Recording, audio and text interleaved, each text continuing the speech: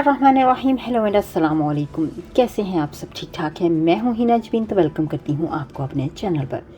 सबसे पहले आपका शुक्रिया अदा करती हूं क्योंकि आपने अपना कीमती वक्त निकाला मेरे इस वीडियो को देखने के लिए। नाज़रीन, हम बात करने जा रहे हैं मरियम नवाज़ पर और उनके हस्बैंड कैप्टन सफदर पर। तो उनका केस चल रहा था, तो आज जो है वो सुप्रीम कोर्ट ने उनको रिहा कर दिया है। तो उसके बारे में हम डिटेल से बात करते हैं।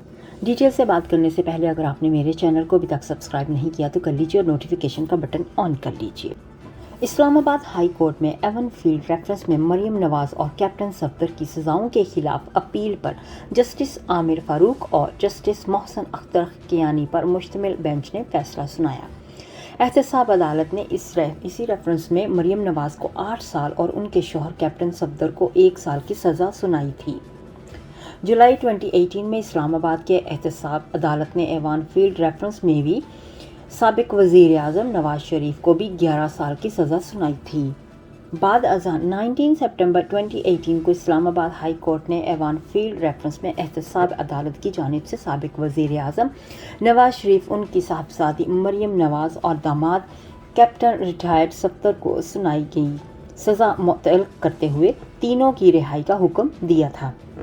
जुमेरात को मरियम नवाज और कैप्टन सफदर की सजाओं के खिलाफ अपीलों पर समाअत इस्लामाबाद हाई कोर्ट के जस्टिस आमिर फारूक और जस्टिस मोहसन अख्तर कियानी पर मुश्तमिल डिवीज़न बेंच ने की। मरियम नवाज और कैप्टन सफदर लीगी रहनुमाओं के हमरा अदालत में पेश हुए।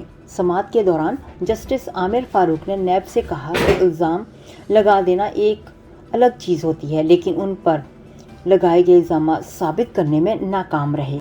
नैब की जानिब से गुज़श्ता समाअत पर दलाइल देने वाले प्रोसिक्यूटर उस्मान जी राशिद आज पेश नहीं हुए और रेफरेंस में पहले दिन से किसी की पैरवी करने वाले सरदार मुजफ्फर ने दलाइल मुकम्मल की।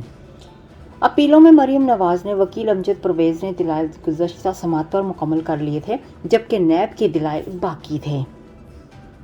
समाअत के दौरान वकील सरदार मुजफ्फर ने पानामा लीक केस जिसे JIT के सरबराह वाजिद ज़िया का बयान अदालत में पढ़कर सुनाया, तो जस्टिस मोहसन अख्तर कियानी ने कहा कि वाजिद ज़िया का किरदार तो JIT में तफ्तीशी का था। वाजिद ज़िया ने तो बयान में सारी अपनी राय दे दी। मैंने कभी किसी तफ्तीशी का ऐसा बयान नहीं देखा।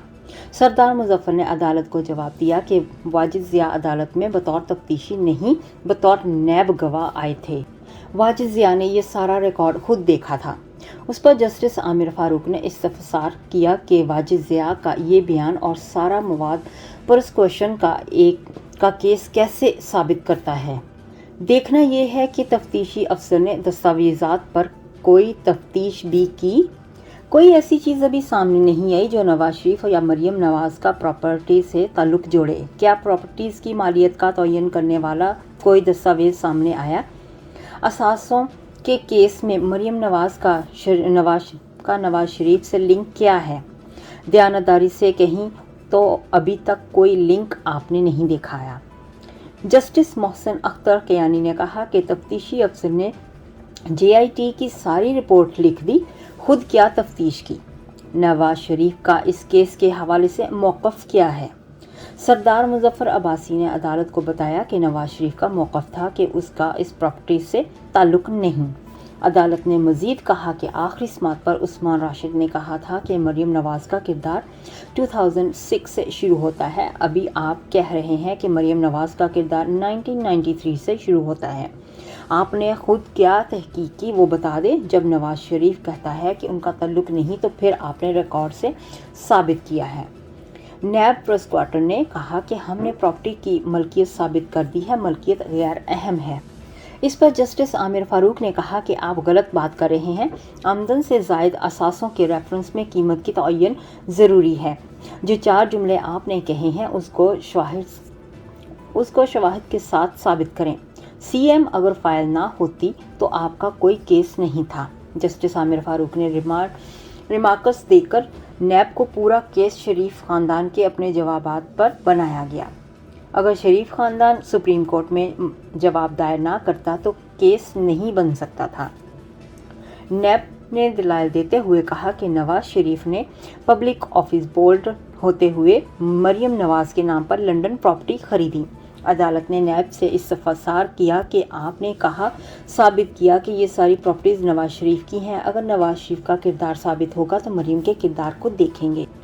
جسٹس محسن اختر کیانی نے ریمارکس دے کر شریف فیملی کے موقف ہے کہ دادا نے پوتے کو پراپرٹیز دیں۔ واجد ضیاء نے انہیں کی متفرق درخواست کی اپنی رپورٹ کا حصہ بنا دیا۔ تفتیشی نے ان کے اس موقف کو غلط ثابت کرتا تھا۔ پروسیکیوشن نے یہ ثابت کیا تھا کہ اصل ملکیت نواز شریف کی ہے۔ تفتیشی ایجنسی نے تفتیش کر کے حقائق سامنے لائے تھے۔ وہ دستاویزات دکھا دیں کہ جن سے پراپرٹی ٹریل یہ ہے وہ ذرائع غلط ہوں۔ عدالت نے سماعت مکمل ہونے پر کچھ دیر میں فیصلہ سنانے کا اعلان کیا اور بعد ازاں مختصر فیصلہ سناتے ہوئے مریم نواز اور کیپٹن صفدر کو بری کر دیا۔ مریم نواز نے سماعت کے بعد میڈیا سے گفتگو کی اور کہا، آج اللہ نے مجھے میرے والد کو سرخرو کیا۔ انہوں نے کہا کہ وہ اس شخص کو ضرور کہنا چاہتی ہیں جس نے ان پر اور ان کے والد پر الزام لگائے اور سازش کی، مگر اللہ نے سرخرو کیا۔ مریم نواز نے کہا کہ انہوں نے 6 سال جھوٹ برداشت کیا۔ عمران خان کو جواب دینا ہوگا کہ اس نے جھوٹ بہتان کیوں لگائے۔ مریم نواز نے کہا کہ جب میں ماناما سکینڈل سامنے آیا تو سب نے نواز شریف کو کہا کہ یہ انتقامی کارروائی ہے اور ان کی بات نہیں سنی جائے گی، مگر انہوں نے کہا کہ وہ، ان کی بیٹی اور خاندان اس معاملے میں عدالتوں میں پیش ہوں گے۔